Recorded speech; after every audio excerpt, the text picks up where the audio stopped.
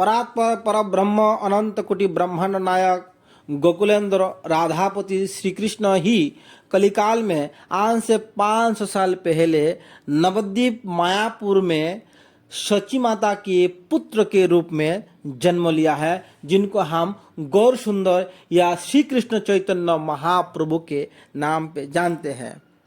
अभी सवाल ये है कि श्री कृष्ण चैतन्य महाप्रभु या गौर सुंदर ही भगवान श्री कृष्ण है, इसका कोई ठोस आधार है?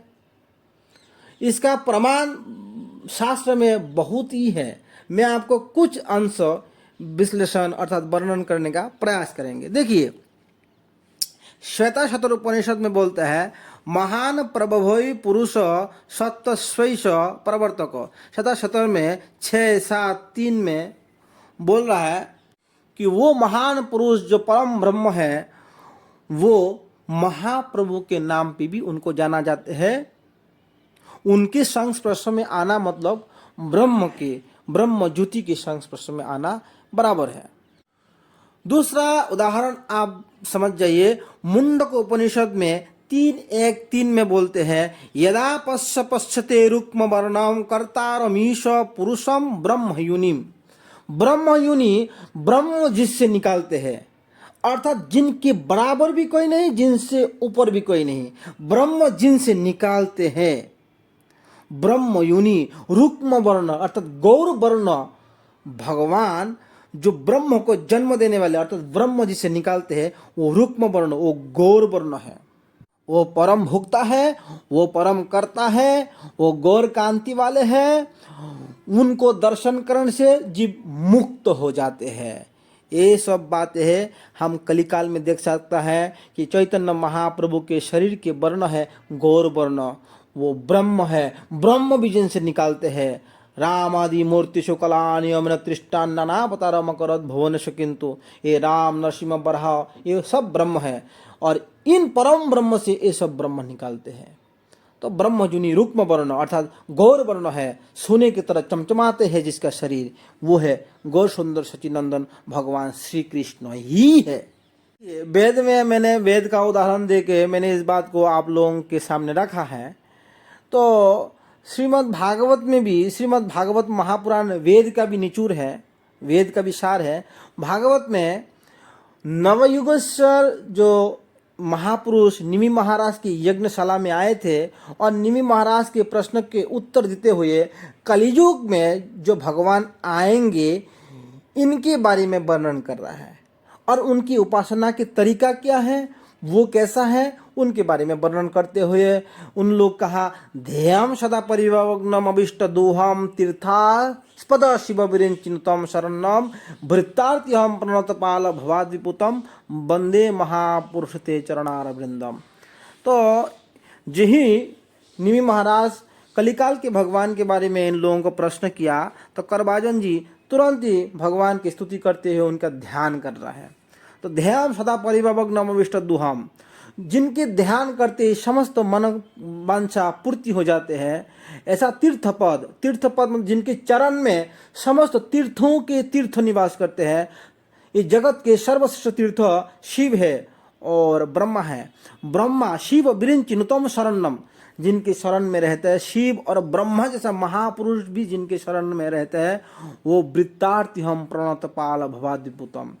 संसार को मुक्त करने, उद्धार करने के लिए, संसार जीव को उद्धार करने के लिए, और प्रणतपाल और गिरे हुए पति जीव को उद्धार करने के लिए भगवान श्री गौर सुंदर आविर्भाव हुई है।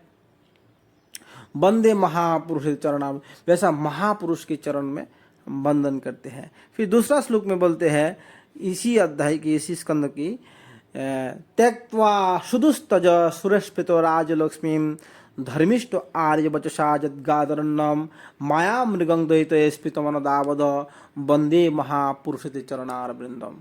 तो इस श्लोक में भी बोलते हैं कि त्यक्त्वा सुदुस्तज सुरस्पितो राजलक्ष्मी, जिन्होंने राजलक्ष्मी वैभव को तिनके की भांति त्याग करके सन्यास ले लिया है। धर्मिष्ठ आर्य वचसाम जद्गादरन्नम, एक ब्राह्मण के वचन को सत्य करने के लिए और मायाबद्ध पति जीव को उद्धार करने के लिए सन्यास धारण करते हुए पूरा जगत को भ्रमण करते हुए हरिनाम के द्वारा जिन्होंने जगत को मुक्त किया, उद्धार किया, ऐसा महापुरुष गौर सुंदर के चरणों में प्रणाम करते हैं। अच्छा देखिए, एक प्रश्न, कोई भगवान या भगवान के अवतार आज तक सन्यास नहीं लिया है, ठीक है, और कोई भगवान या भगवान के अवतार गौर वर्ण अर्थात कच्चा सोने की तरह चमचमाता हुआ शरीर लेके जन्म नहीं लिया है, अवतरण नहीं हुई है, लीला नहीं किया है। एकमात्र गौर सुंदर सचिनंदन में ही ये सारे बात घटित होते हैं, अर्थात इनमें ही ये सारे लक्षण पाया जाते हैं। इसीलिए हमारे गौरी संप्रदाय के महान आचार्य लोग इन श्लोकों को गौरांग महाप्रभु के साथ जोड़ रहे हैं। और इसका और भी स्पष्ट रूप में आप लोग समझ सकते हैं कि वैसा भगवान के नाम है त्रियुग। भगवान के एक नाम त्रियुग।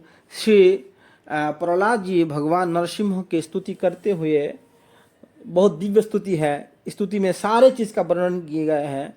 तो उन स्तुति में प्रहलाद जी बोलते हैं, इत्थम नितिर्ज गृषदेव जशावतार लोकान विवावयसी हंसी जगत प्रतिपान धर्म महापुरुष पाशी जुगानुवृत्तम छन्न कलु यद भवस्ति जुग अथ सत्वम। तो प्रहलाद जी कह रहा है कि हे प्रभु, आप विभिन्न बहुत अवतार लेते हैं और बहुत अवतार लेके इस जगत को उद्धार करते हैं। हे धर्मधारी, हे महापुरुष, लेकिन आप कलिकाल में अवतार तो लेते तो है, लीला करते तो है, लेकिन ये सारे चीजें छुप के होता है। सिर्फ आपके अंतरंग भक्त ही जान पाते हैं, जनसाधारण या कोई ऐसा विशेष व्यक्ति लोग भी नहीं जानते हैं। मुट्ठी भर लोग ही जानते हैं कि आप भगवान हैं और आप लीला करके चले जाते हैं। इसीलिए आपको, आपकी एक नाम है त्रियुग। त्रियुग के मतलब 3 युग, अर्थात सत्य त्रेता द्वापर में आप आते हैं, सब लोग जान भी लेते हैं, शास्त्र बोलते भी है पुकार पुकार करके, लेकिन कलियुग में आते हैं, लीला करते हैं, मुट्ठी भर लोग जान पाते हैं। और शास्त्र में भी इस बात को गुप्त भाव से रखा गया है। इसीलिए शास्त्र में भी इसका पूर्ण व्यक्त नहीं किया कि आप आएंगे, कब आएंगे, आपके माँ बाप का क्या नाम होगा, आपका क्या नाम होगा और आप कैसा लीला करके जाएंगे। इस सारे बात को छुपा के अर्थात घाट बन के रखा जाता है। विशेष महापुरुष लोग ही इस बात को जान पाते हैं। महापुरुष के विदित और साधारण कोई अपने पंडित्व के बल पे नहीं जान पाते, सिर्फ उनकी भक्त लोग ही जान पाते, ऐसा शास्त्र में वर्णन है। ये प्रहलाद जी की उक्ति है। श्रीमद् भागवत के ये उदाहरण है। सप्तम स्कंद के 9वें अध्याय में श्लोक पाए जाते हैं। तो और ऊपर जो मैंने उदाहरण दिया है श्रीमद् भागवत के 11वें स्कंद के 5 अध्याय के 33-34 नंबर श्लोक, वो नवयुगेश्वर निमि महाराज को बोलते हैं। ये नरसिंह के सामने और प्रहलाद जी इस श्लोक को बोला है। तो इस श्लोक से समझ सकते हैं कि महापुरुष, ऐसा प्रहलाद जैसा महान भक्त ही जो दिव्य गुण संपन्न है, वही महापुरुष गिने चुने लोग जान सकते हैं कि महाप्रभु गौरांग देव भगवान श्री कृष्ण है और श्री कृष्ण ही महाप्रभु है, गौरांग देव है। इस बात को सिर्फ उन्हीं लोग जान सकते हैं जो प्रहलाद महाराज के जैसा महान वैष्णव है। देखिए, श्रील प्रभुपाद जी अपने ग्रंथों में और उदाहरण भी देते हैं कि कृष्ण यामल ग्रंथ से उन्होंने उदाहरण देते हैं। कृष्ण यामल ग्रंथ में लिखा है, पुण्य क्षेत्रे नवद्वीपे भविष्यामि शचीसुत। शचीसुत अर्थात शची माता के पुत्र के रूप में पुण्य भूमि नवद्वीप मायापुर में परम ब्रह्म के जन्म होगा। हाँ, वायु पुराण से भी उदाहरण देते हैं, कलु संकीर्तनारंभे भविष्यामि शचीसुत। कलिकाल में संकीर्तन धर्मों के द्वारा धर्मों की प्रचार करने वाले भविष्य में शचीनंदन, शची माता के पुत्र के रूप में आने वाले हैं। ब्रह्म यामल से भी उदाहरण देते हैं, अथवा हम धराधामे भूतवा मद भक्त रूपधृत। अर्थात मैं कभी कभी भक्त के रूप में भी आते हूँ और संकीर्तन धर्म के आचरण करता हूँ। कलियुग में मैं भक्त के रूप में आके संकीर्तन धर्म करने वाला हूँ और मेरा माँ के नाम होगा शची देवी। अनंत संहिता से भी उदाहरण आते हैं। ये एव भगवान कृष्ण राधिका प्राणवल्लभ सृष्टाधोष जगन्नाथ गौर सन्नी महेश्वरी। हे महेश्वरी, शिव जी अपने पत्नी को बोलते हैं, हे महेश्वरी, जो राधा रानी के प्राणपति है और समस्त जगत के सृष्टि करता है, प्रलय के प्रलयांकर भी है, समस्त जगत के नाथ है भगवान श्री कृष्ण, गौर सुंदर रूप में आविर्भूत होने वाला है। मैं आपको शुरू में ही आप लोगों को कहा कि गौर सुंदर अर्थात चैतन्य महाप्रभु अर्थात गौर सुंदर अर्थात वही श्री कृष्ण है। ये सारे बातें शास्त्र में सूक्ष्म रूप में पाया जाता है। बहुत अध्ययन करने के बाद, ध्यान पूर्वक श्रवण अध्ययन करने से ये सारे बातें शास्त्र में मिलते हैं। श्रील पितामह भीष्म देव जब श्री कृष्ण के सामने भगवान श्री विष्णु के सहस्त्र नाम के गायन कर रहे थे, तो उस समय भी उन्होंने 2 श्लोक के माध्यम से आधा आधा करके, एक श्लोक के आधा आधा करके एक श्लोक के माध्यम से उन्होंने गौरांग महाप्रभु अर्थात सचिनंदन गौर सुंदर के आविर्भाव के अर्थात जन्म के बारे में, इनकी लीला के बारे में वर्णन किया। उन्होंने श्लोक वर्णन किया कि सुवर्ण वर्ण हेमांग वरांग चंदनांगदी सन्नास कृच्छम शांत निष्ठ शांति परायण। भगवान श्री गौर सुंदर, इनके शरीर के वर्ण क्या है? सुवर्ण वर्ण हेमांग, बहुत उज्जवल सोना की तरह चमचमाता हुआ चमकीला है। और वरांग, बहुत सुंदर, बहुत लंबा चौड़ा शरीर है। चंदनांगदी, जिन्होंने चंदन के बालाए, चंदन के कंगन, चंदन के हार धारण, चंदन की लकड़ी के द्वारा बनाया हुआ हार धारण किए हुए हैं। सन्नास कृच्छम शांत, सन्यासी बन करके कृच्छ साधना के द्वारा जगत को भ्रमण करते हैं। और निष्ठा शांति परायण, अपने धर्म में बहुत निष्ठावान है और शांति परायण, संसार के सारे झंझटंटा से बहुत दूर रहते हैं। वैसा भगवान गौर सुंदर को, ये इन गौर सुंदर के लिए इस लोक के पितामह भीष्म उदाहरण देते हैं। तो इसमें हम देख सकते हैं कि पितामह भीष्म भी जानते हैं कि कलियुग में भगवान सोने के वर्णों में आएंगे और सन्यास धारण करेंगे और इस प्रकार उन्होंने लीला करेंगे। ये बात पितामह भीष्म को भी पता था। महाभारत में श्लोक है। और पितामह भीष्म आप लोग जानते हैं कि 12 महाजन की एक महान महाजन है। स्वयंभू, नारद, शंभु, कौमार, कपिल, मनु, प्रहलाद, जनक, भीष्म, बलिर, व्यासखी, यम। तो ये 12 महाजन हैं। इन 12 महाजन में एक पितामह भीष्म भी है। और वो पितामह भीष्म भगवान गौर सुंदर के लिए ऐसा जब सहस्त्र नाम में भी उनका स्तुति की है। तो इससे प्रमाणित क्या है? ये प्रमाण करने का चीज़ नहीं है, ये तो प्रमाणित है ही। हमें क्या प्रमाण करना है? हम तो उस जगह से यहाँ पे ला करके आप लोगों को सुनाना है जहाँ जहाँ इनके बारे में गुप्त रूप में वर्णन किया गया है, वो प्रमाणित की हुई है। हम आप अभी समझ रहे इस चीज़ को।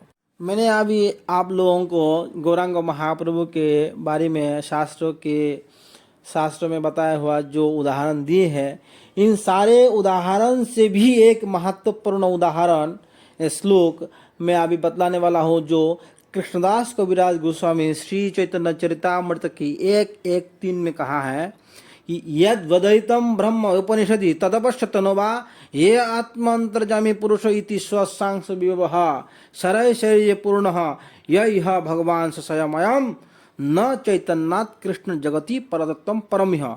इस श्लोक में इन्होंने बतलाते हैं कि अद्वैतम ब्रह्म उपनिषदि अर्थात उपनिषद, ब्रह्म उपनिषद जिनको ब्रह्म कहते हैं, उपनिषद वेद वेदांतो जिनको ब्रह्म कहते हैं, वो गौरांग महाप्रभु के शरीर के ज्योति मात्र है। तेज मात्र है। उपनिषद में जिनको ब्रह्म कहते हैं वो गौरांग महाप्रभु के शरीर के तेज मात्र है।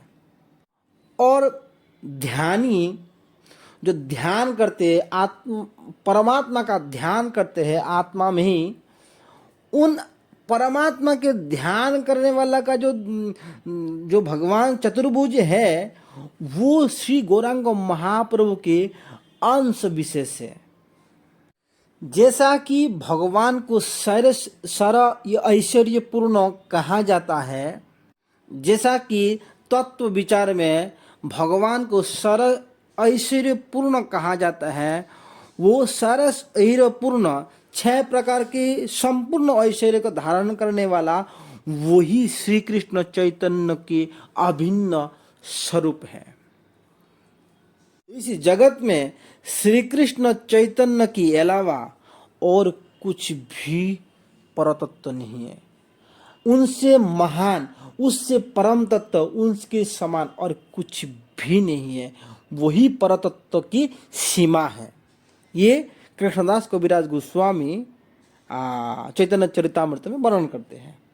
तो अभी गोस्वामी पाद आगे जाके वर्णन करते हैं कि ये गौरांग महाप्रभु श्री कृष्ण ही है। हाँ है, तो वो भक्त के रूप में क्यों आए हैं, इसका 2 रीजन का वर्णन करते हैं। एक तो है गौण अर्थात एक्सटर्नल, और एक है मुख्य अर्थात इंटरनल। हम आपको 2 रीजन के वर्णन करते हैं। अभी सुनिए। 1:4 में वर्णन किया है, अनर्पित चरिम चिरात करुणाय अवतीर्ण कलु समर्पयत मुन्नतो जलरसाम सभक्ति श्रियम हरिहि पुरट सुंदर द्रुति कदम्ब संदीपित सदा हृदय स्कंदरे स्फुरत व सचिनंदन। सचिनंदन गौर सुंदर क्यों आए हैं, इसके गौण कारण का अर्थात एक्सटर्नल कारण का वर्णन करते हैं कि बहुत दिन हो गया, बहुत काल बीत गया, बहुत अनंत अनंत युग चले गए, इस संसारी जीव को मेरा उज्जवल प्रेम अर्थात श्री कृष्ण कह रहा है कि मेरा आपने स्वयं प्रेम इन जीव को नहीं दिया। इससे प्रमाणित होता है बहुत दिन पहला भी दिया है। हम जानते हैं कि 28वें कलियुग के शुरू में ही गौरांग महाप्रभु आते हैं, तो वो काम करते हैं। हर एक कलियुग में नहीं आते, जैसे कि सत्य त्रेता द्वापर कली, सत्य त्रेता द्वापर कली, तो हर एक कलियुग में गौरांग महाप्रभु नहीं आते। हर एक द्वापर युग में भी कृष्ण नहीं आते। 28 बार द्वापर युग में अर्थात गौरांग महाप्रभु श्री कृष्ण आते हैं। उसके नेक्स्ट कलियुग में जो इसके कलियुग में श्री कृष्ण चैतन्य अर्थात गौरांग महाप्रभु आते हैं। तो गौरांग महाप्रभु प्लस कृष्ण ये दोनों ही बिरला अवतार है, बिरला रूप है। तो वो बार बार नहीं आते, लेकिन अनंत अनंत काल बाद फिर आते हैं कि बोलते हैं कि बहुत दिन हो गया मेरा दिव्य प्रेम मैं जीव को नहीं दिया, लेकिन अभी मेरा अंदर कृपा करुणा का समुंदर उमड़ रहा है कि मैं जीव को फिर से मेरा दिव्य प्रेम को देना चाहता हूँ, इसीलिए मुझे अवतार लेना है।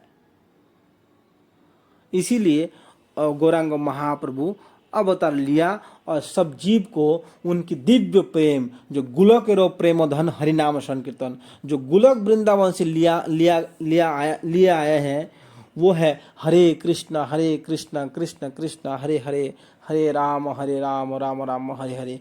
ये कोई साधारण शब्द नहीं है, ये गोलोक वृंदावन में छुपा हुआ, गोलोक वृंदावन के अंदर भी बहुत गहराई में और बहुत राधा कृष्ण के हृदय के अंदर ये प्रेम छुपा रहते हैं। वही प्रेम जगत जीव को करुणावश गौरांग करुणावरुणालय गौर सुंदर ने सभी जीव को दिए हैं, बिना किसी प्रकार के पात्र को पात्र अपात्र विचार किए सबको दिया है। ये तो उनको बाहरी कारण कि गौरांग महाप्रभु इसीलिए अवतार लिया, श्री कृष्ण भगवान गौर सुंदर रूप में अवतार लिया। तो एक अंतरंग कारण जो कि इंटरनल कारण है, उसमें श्री कृष्णदास कविराज गोस्वामी बोलते हैं, श्री राधाया प्रणय महिमा कीदृशो बानयवा साधो जनद्भुत मधुरिमा कीदृशो वा मदीय सखान सस्या मदनो भवतो कृष्णम व्यतिलोवा तद्भाव समझनी शचि गर्भ सिंधु हरिंदु। श्रीमती राधा रानी की प्रेम कैसा है, क्योंकि श्री कृष्ण बोलते हैं कि मुझे राधा रानी का प्रेम खींच लेता है। श्री कृष्ण के एक नाम है मदन मोहन, अर्थात मदन मतलब क्यूपिड, क्यूपिड मतलब कामदेव। तो कामदेव को जो मोहन कर लेते हैं, दलित कर लेते हैं, उनको अपने भूकुटी के द्वारा उनको गिरा देते हैं, उनको बोलते हैं मदन मोहन। मदन श्री कृष्ण के रूप देख के गिर जाते हैं, इतना भाव आ जाते हैं। तो मदन को जो गिरा देते हैं, तो मदन को जो मोहित कर लेते हैं, वो है मदन मोहन श्री कृष्ण। लेकिन बात यहाँ पे खटका हो रहा है कि श्रीमती राधा रानी श्री कृष्ण को खींच लेता है। अरे भाई, मैं तो मदन को खींच लेता हूँ और श्रीमती राधा रानी मुझे खींच लेते, राधा में क्या विशेष है? तो इसीलिए राधा रानी की एक नाम है मदन मोहन मोहिनी। जो मदन मोहन को भी मोहित कर देते हैं, वो मदन मोहन मोहिनी श्रीमती राधा रानी। तो श्री कृष्ण कह रहे हैं कि मेरे अंदर कोई विशेष चीज होगा, इसलिए श्रीमती राधा रानी मुझे हमेशा हमेशा प्रेम करते हैं और मेरे अनंत अनंत भक्त मुझे प्रेम करते हैं, अनंत अनंत गोपी मुझे प्रेम करते हैं, अनंत अनंत ऋषि मुझे प्रेम करते हैं। मुझे कुछ विशेष होगा। हाँ है। अभी क्या है? अभी कृष्ण अपने प्रेम कैसा आस्वादन करे, ये एक बात है। मिश्री अगर कहे कि मिश्री को मैं स्वाद लूं, तो मिश्री मिश्री के स्वाद नहीं ले सकता है। सोना का पुतली सोने की पुतली का स्वाद नहीं ले सकता है। इसी प्रकार कृष्ण अपने प्रेम का स्वाद कैसा लेगा? इसके लिए राधा रानी बनना पड़ते हैं। ठीक है, एक बात हो गया कि मुझ में कुछ विशेष है, वो क्या विशेष है वो जानना है। और श्रीमती राधा रानी में क्या विशेष है जो कि मुझे आकर्षण कर लेते हैं, उसको भी मुझे जानना। और दूसरा बात है कि राधा रानी मुझे प्रेम करते हैं, करने के बाद उनकी क्या फीलिंग होता है, क्या आनंद अनुभव होता है, वो मुझे जानना है। ये 3 प्रकार के इंटरनल भगवान के अवतार के, गौरांग अवतार के मूल कारण। अभी देखिए, रूप गोस्वामी ललित माधव में एक श्लोक बोलते हैं कि अपरिकलित पूर्व कष्ट चमत्कारकारी स्फुरति मम गरियानेश माधुर्यपुर अयम अहम अपि हंतपेक्ष जमलब्ध चेता सर्वम समुपभुक्तम कामय राधिकेव। तो इस भाव का तो उदय हो गया है कृष्ण के अंदर कि मैं चाहता हूँ कि अपने को आलिंगन करना, मैं चाहता हूँ अपना खुद का दर्शन मैं खुद करना। क्योंकि एक बार क्या हुआ, कृष्ण अपने ही रूप को जब स्फटिक मणि में देखा और देख के कहने लगा कि मैं इतना सुंदर हूँ। हाँ, तुम इतना सुंदर है, तो मैं अपने को चुंबन आलिंगन करना चाहता हूँ। तो अपने आप को कैसे आलिंगन करेगा भाई? तो बोलते हैं कि अपने आप को मैं आलिंगन करने के लिए मैं राधा रानी बन जाऊंगा। एक ही मार्ग बाकी है, राधा रानी। इसीलिए राधा के भाव और राधा की अंग कांति लेके गौर सुंदर कलिकाल में नवद्वीप में नदिया में शची माता के पुत्र के रूप में फाल्गुन पूर्णिमा में जन्म लिया है। इतना सा कारण है। और गौण कारण तो मैं आपको बता दिया, बाहरी कारण कि जगत जीव को एक नाम प्रेम के द्वारा, अर्थात अपने ही निजी प्रेम के द्वारा, कृष्ण नाम के द्वारा सबको उद्धार करने के लिए सबको नाम प्रेम देना है, इसीलिए उन्होंने आए हैं। तो इस सब कारण से गौरांग महाप्रभु अवतरण हुई है और वो साक्षात श्री कृष्ण है। ब्रजेंद्र नंदन जय शची सुत होइल से, जो ब्रजेंद्र नंदन जो वृंदावन के कृष्ण है, ब्रजेंद्र नंदन, वही शची माता के पुत्र रूप में जन्म लिया। और कृष्णदास कविराज गोस्वामी आदि लीला के 1-2-12 में बोलते हैं, सेई तो गोविंद साक्षात चैतन्य गुसाई जीव निस्तारित ओई छे दयालु आर नाय। वही गोविंद जो गौ के पीछे पीछे घूमने वाले गोविंद, गोपियों को रास रचाने वाले गोविंद, आज शची माता के पुत्र के रूप में आए हैं और जीवों को उद्धार करने के लिए जगत जीव के प्रति दया परवश होकर के उन्होंने जन्म लिए।